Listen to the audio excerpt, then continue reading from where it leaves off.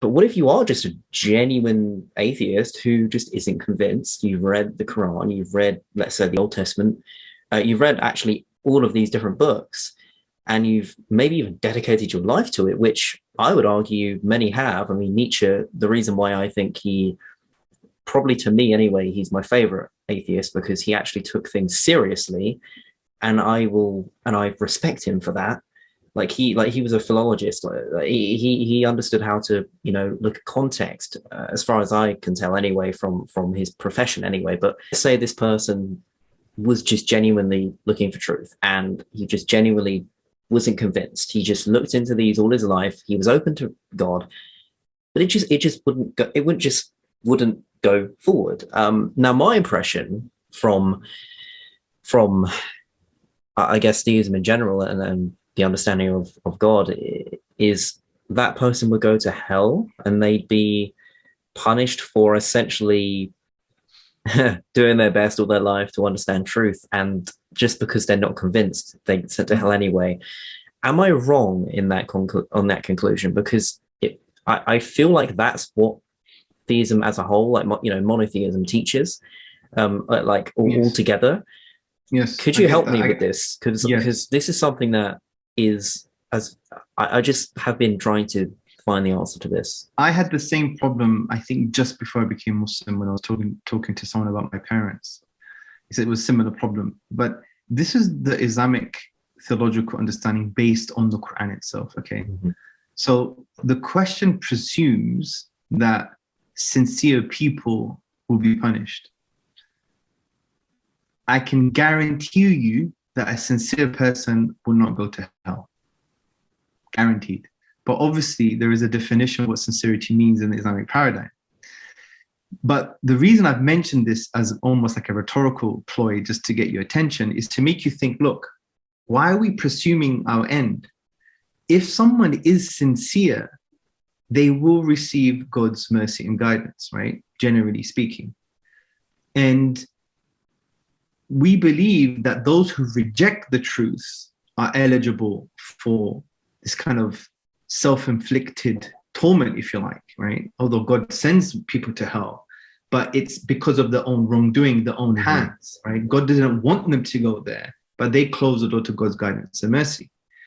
But there are traditions, there are different schools of creed that unpack this, and they say, look, based on the teachings of the Prophet Muhammad, upon him be peace, there are like 4 categories of non-Muslims that die in a state of not being a Muslim, and they end up in paradise, right? So it's a nuanced tradition. And some of those categories include someone who's too old to hear the message, someone in between the messengers, and so on and so forth. Now, some of the scholars, like the main scholars like Ibn Taymiyyah, the 14th century theologian, Al-Ghazali, the 11th century polymath and theologian, they come to a similar conclusion, although the way they get there is a little bit different. But the conclusion is that, especially, and I mentioned this in the book, I think Al-Ghazali mentions about the Byzantines, if they basically, all they hear about are negative things about the Prophet Muhammad, upon him be peace, they have no other knowledge apart from, Islamophobic tropes and things like that, right? Then they haven't received any guidance. They haven't received, the truth of Islam. They haven't had the opportunity to understand it, and them rejecting Islam, are they eligible for hell?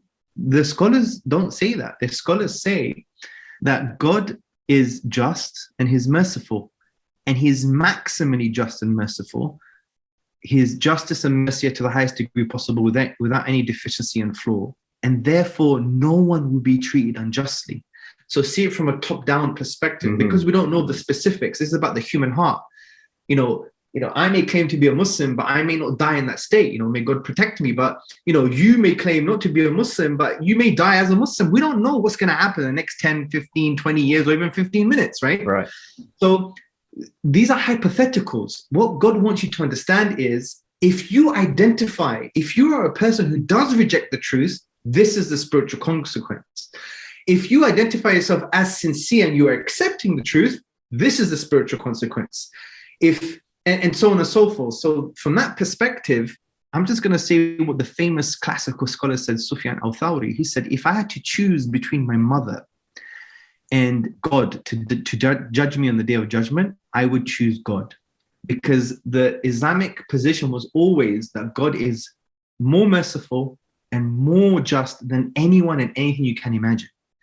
And this is, now the good sign is when you're reading the Quran, you're internalizing some of this, like, oh, am I the one who's rejecting the truth here? If that's the case, whoa, this is like, it wakes you up to other realities to start investigating and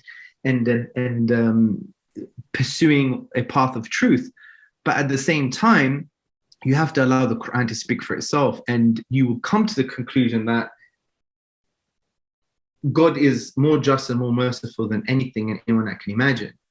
And therefore, whatever happens to me or you, no one could have made a better decision.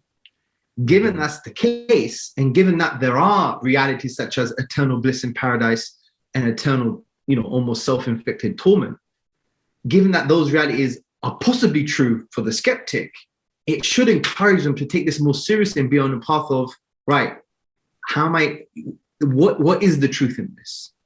Is God worthy of worship? Does God exist? Is this intuitive and part of my innate disposition? Let me think about that. Is it, Muslims would argue belief in God is self-evidently true. We would also argue that human beings are always in a state of worship anyway, whether you believe in God or not.